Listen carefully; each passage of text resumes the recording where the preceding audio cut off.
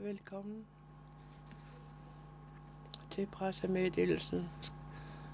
Har vi vægtet, at det nok skal ske i dag, således at vi kan komme med status hver dag. Vi fik besked i går, at der var 3 prøver, som ikke med det resultat, at det ikke var smittet, men der udover at der også sendt 3 andre prøver.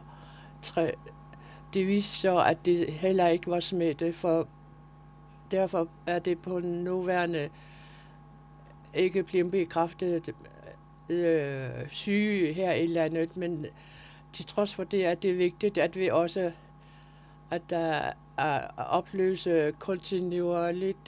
Der er også 7 personer, der er i karantæne for tiden på grund af afventet på resultaterne, og at vi også skal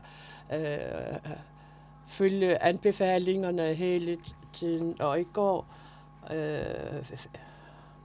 blev hotline 80 11 00 blev oprettet, og i går var der omkring 100 henvendelser, enten telefonisk eller e-mail. De fleste af henvendelserne er dem, der er rejsende, enten rejsende hertil eller ud af landet. De vil gerne vide, hvornår de kan få mulighed for at foretage deres rejser. I forbindelse med samtalen med dem, der blev der henvist til, at det lande med særlige risikoområder, vi har de samme retningslinjer, vi skal følge på i Danmark og her i landet. Kina, Iran, Sydkorea, Italien, Østrig, Tyrol og Spaniens og Madrid-område. Det er særlige risikoområder.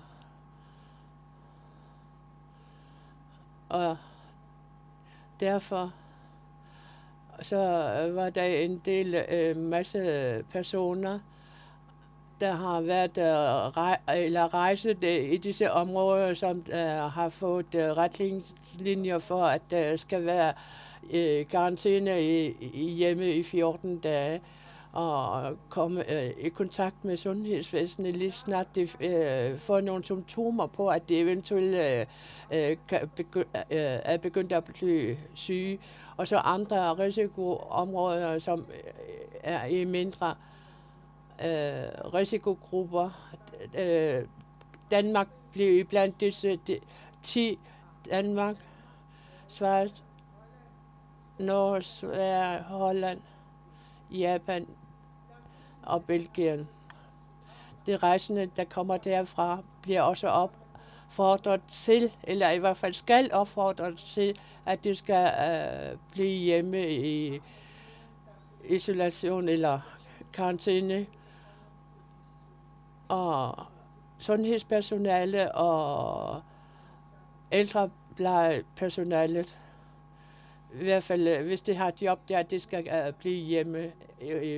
Ud af de 100 henvendelser, som var de fleste af dem rejsende, og de får forklaring på, hvordan det ser ud med, hvilke symptomer der er, når det drejer sig om corona, hvis de har høj feber eller begyndende forkølelse, og hvilken tilstand de har været igennem. Jeg synes, det er vigtigt, at når det er på sæsonen for, at vi får virusinfluenza og forkølelser.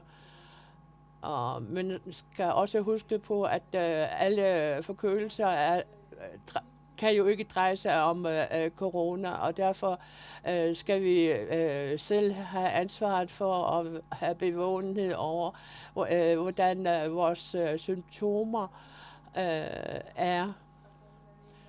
Og derfor skal vi følge de retningslinjer, der er blevet henvist, og så holde os fra større forsamlinger og være mere hygienisk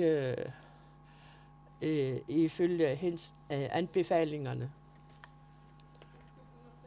I løbet af dagen, ud fra de retningslinjer, vi har fået indtil nu, som vi kan uden af i dag, det hænger på alle samtlige, hvor folk kan se det. Det henviser jeg endnu en gang til, at man skal følge disse, således at vi også kan passe på os selv. Hvis man har fået en coronavirus eller har mistanke om det, og så hvilke handlinger man selv kan gøre, det vil blive spredt ud samtlige synligt. Hvem skal jeg henvende mig til? Det kan være disse farver,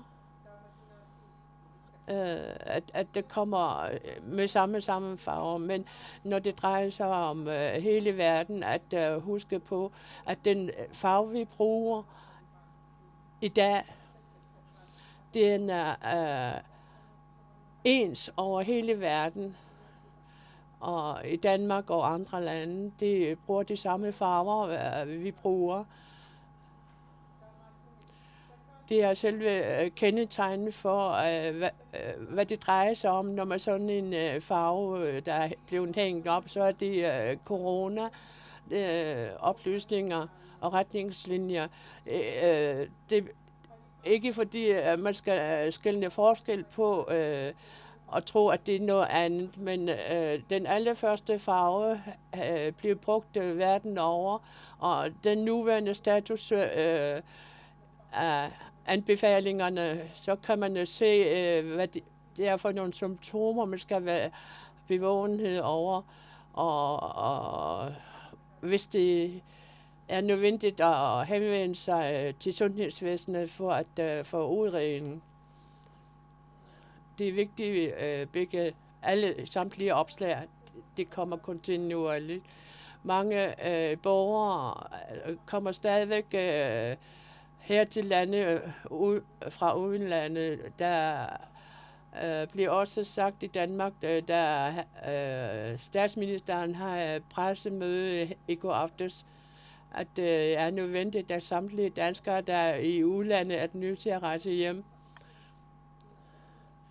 For der er jo meget stor forskel på, hvordan man kører de forskellige lande, sundhedsvæsenet, hvordan deres kapacitet er. Og det er ikke et påbud, men der er anbefalet, at man altid skal holde sig hjemme i 14 dage, for at kunne formindske spredningen af smitten. Men koordinationsgrupperne vedrørende corona, det er nødt til at drøfte indbyrdes, når det kommer udefra, at det skal være ikke kun være en opfordring, men kræve, at det er nødt til at holde sig hjemme i 14 dage, således at vi på den måde kan sørge for, at spredningen ikke skal spredes. Vi skal alle sammen tage ansvaret hver for sig og i fællesskab sørge for, at vi skal holde det nede så meget som muligt. Og det mener jeg, at de skal respektere meget mere, end det er i dag. Og vi ved jo godt, at forholdene kan ændre sig meget drastisk, når nu der er så mange, der har været på rejse og kommet hjem. Jeg har ikke mere lige nu. Hvis I så fremt har nogle spørgsmål, er I velkommen til at komme med dem.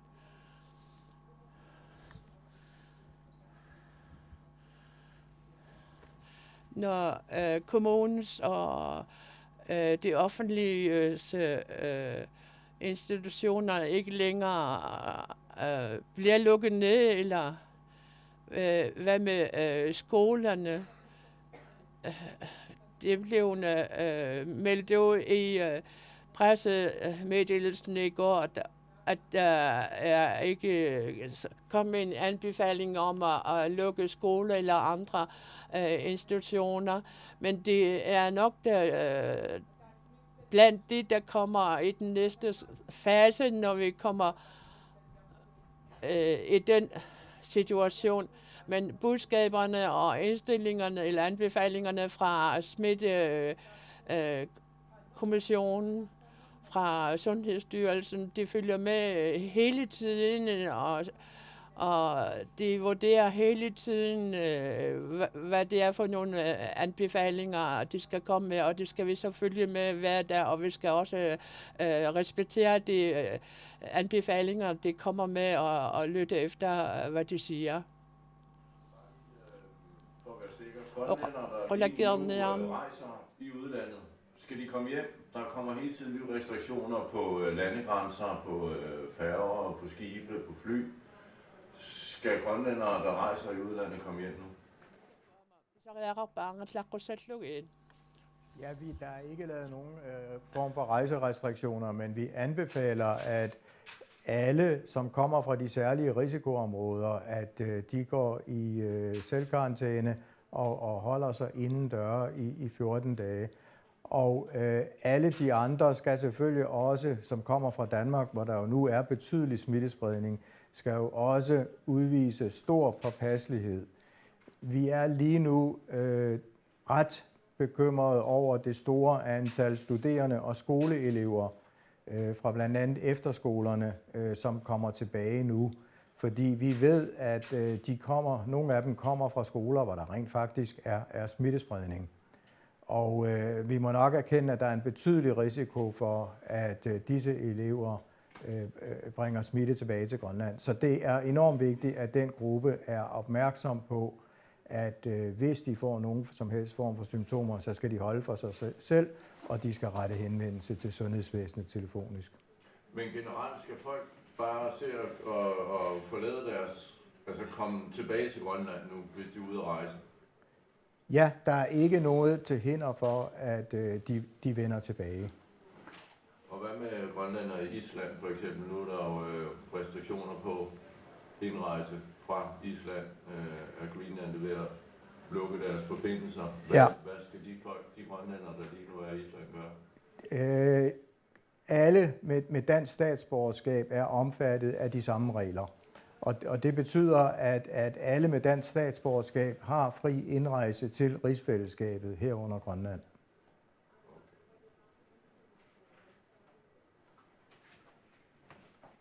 Martha, kan du fortælle noget om, hvilke foranstaltninger myndighederne har gjort sig i Kulusuk, hvor der var en islandsk flyver, der landede grønlandsk lokaltid derovre 11.45, og dermed efter kl. 12 dansk tid, hvor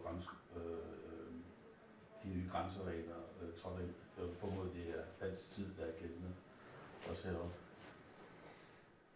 Den er jeg ikke blevet informeret om. Med hensyn til dine spørgsmål, nej, jeg har ikke fået nogen at vide, men jeg kan undersøge det. Så jeg kan ikke svare det, når jeg ikke har fået noget at vide. Ja, det er nok mere til landslægen.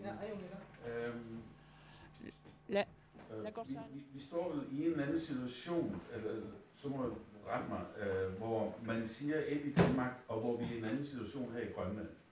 I Danmark, der skal du ikke henvende dig til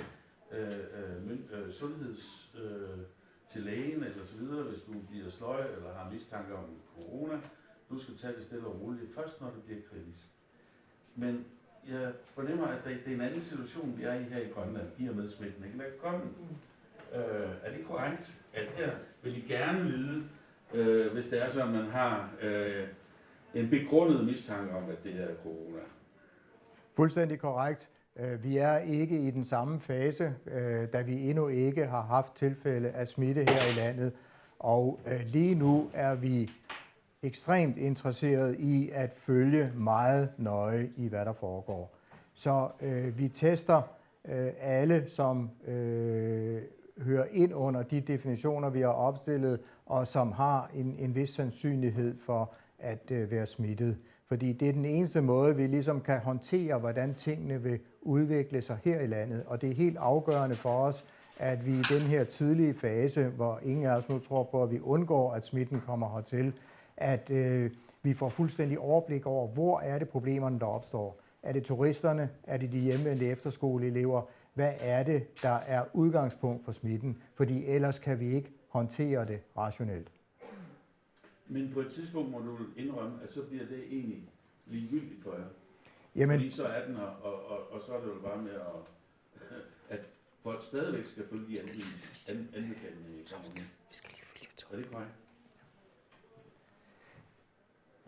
lige nu er vi stadigvæk i den fase, hvor der ikke er sket smittespredning, og vi ved ikke på nuværende tidspunkt, hvordan tingene vil udvikle sig her. Det er et land, som har en helt anden geografi med en befolkning spredt, og som ikke har den kontakt, som man har i alle de andre lande. Og derfor ved vi ikke, hvordan en epidemi den vil udvikle sig her. Og derfor har vi en afgørende interesse i, så længe det kan lade sig gøre, at følge med i helt ned i detaljerne, hvad det er, der foregår. Ellers kan vi ikke tage de nødvendige skridt for at forhindre yderligere spredning.